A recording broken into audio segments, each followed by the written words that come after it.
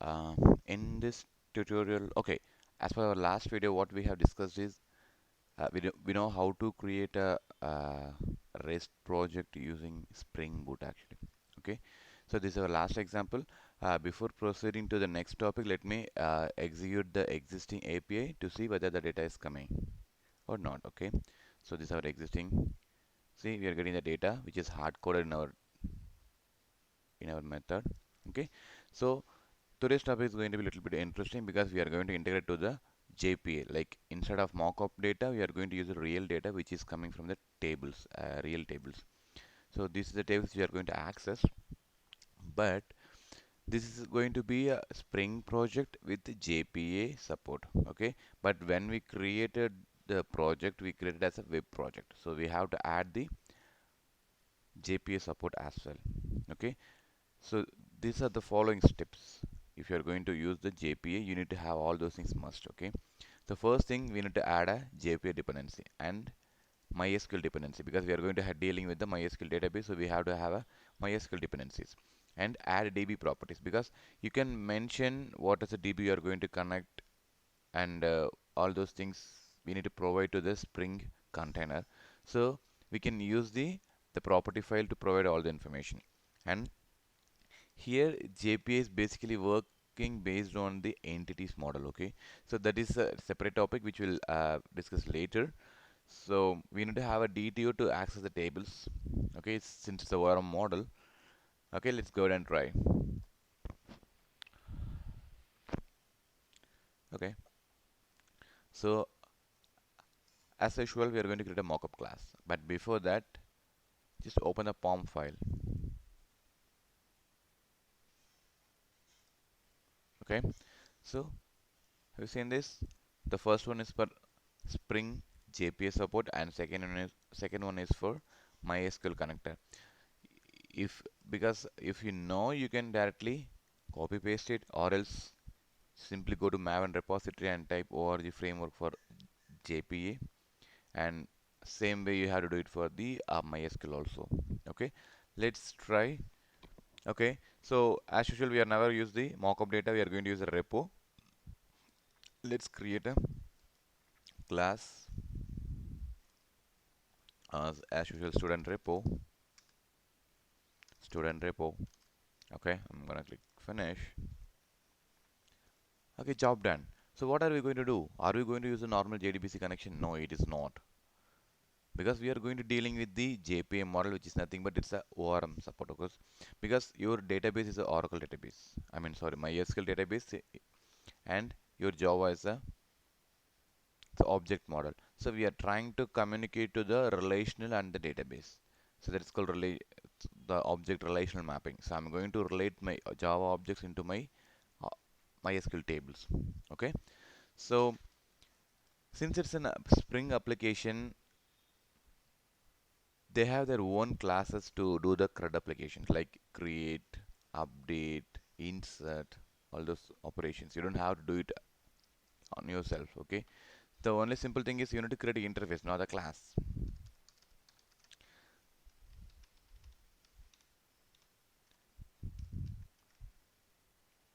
Okay, what is happening? Okay, interface, student repo, and it has to implement.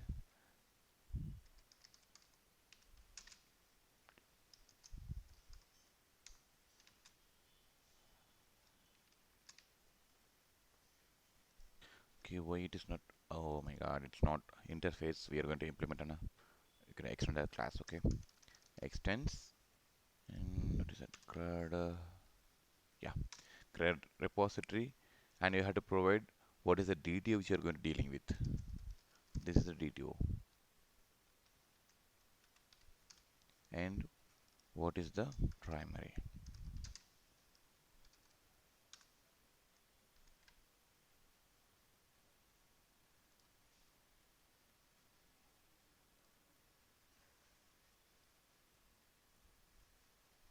Okay, okay, integer. Okay, okay. You don't have to do anything else here. Okay, since you extended CRUD support, CRUD, it contained the implementation for everything like create, update, delete, whatever you wanted to do. Okay, so what you simply need to do is you need to use this interface to call the existing implemented methods. Okay, I'm going to student service. I have to create a reference for my student repo. This is my student repo and repo. And again, in Spring we have annotation. You don't have to create a new student repo and use the object reference. So you need to use the annotation called AutoAdd. So this will taken care of the find out the implemented class. Okay. So here what I'm gonna do is I'm not going to do anything else here. Okay. I'm just using the repo and dot find all method. Find all is nothing but it is select star from student. Plain query. So the reason why it's saying error, we need to cast to list of student. Okay. We are not sure whether this is going to work or not. Okay.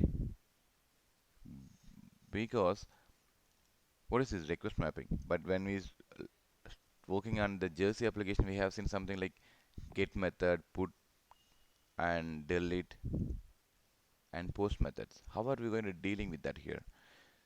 So the same way you can do it here. You can use get mapping. If it is a post, you can use post mapping and put mapping and delete mapping. It is depends on the based on the method actually. Okay. So now I'm putting it a get mapping method.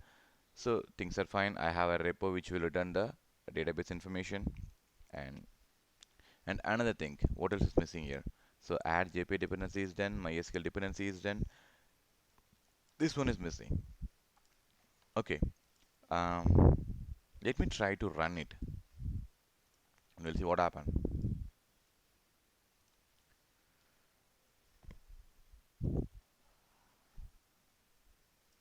Okay, see, it's failed.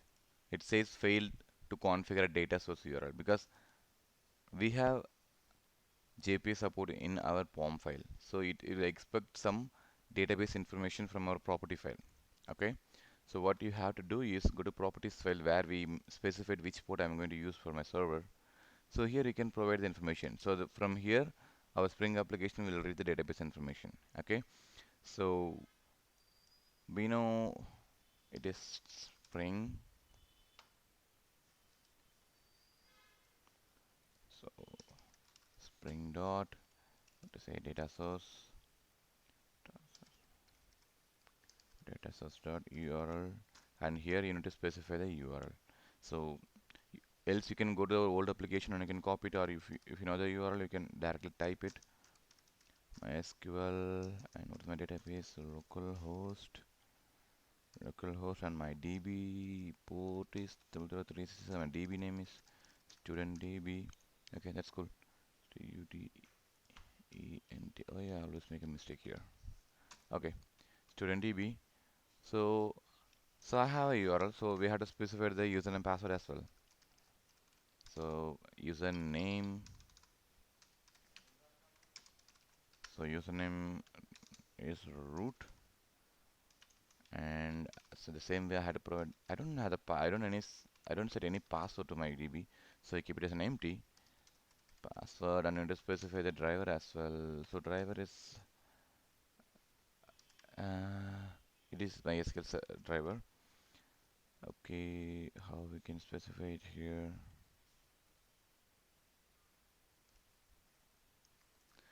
Okay, I think Spring by default it will trying to look up the driver. If it is end up with any exception, we'll again add another property here to specify what is the driver which is going to be used. Okay, so I'm going to restart it again. Okay, so it's end up with a different issue. Error creating bean with the student service. The reason invocation method failed. Why? Here, student is not a managed type. What it is trying to say is you're trying to access some database information and you're trying to retrieve as a DTO information as a like a DTO, but the DTO which you are using, that is not exactly an entity. So you need to specify to the Spring container this particular DTO is an entity. And another thing is, if you are using entity, you must have a primary key. If you don't have a primary key, it won't work. So to specify the primary key, you need to use the ID, annotation ID.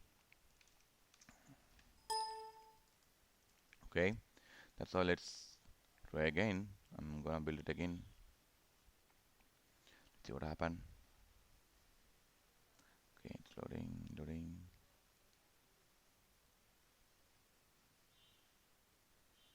No, so far no issues. I hope everything looks good. Okay, I think looks good. Okay, let's see the database. So I have four student information here. Okay, so from a coding perspective, everything we have done. We have the student service which will pull all the student information from the repo. Repo is communicating to the database with the help of CRUD repository. So I'm going to Postman. This is the existing one which we ran before implementing the current one. So it's returning the hardcore data. I'm going to hit it again. See all the information which is retrieving from the database using the JPA. Okay. Not only for selecting the data, you can do all the CRUD operations. You can update the data, you can delete the information, you can select the data again for specific condition. But when you're dealing with Spring with the JPA, just keep few things on your mind. As I mentioned beginning in the tutorial, it's JPA dependency is important, and MySQL or Oracle dependency or whatever DB you're using, the dependency is important, and adding DB properties is must. And your DTO should be an entity DTO. It's not a normal plain Java old object. Okay, it has to be a entity model because JPA can read only through the entity. Okay, and other thing which I mentioned here, I haven't provided any driver information. The reason Spring is intelligent enough to identify the driver based on the MySQL URL.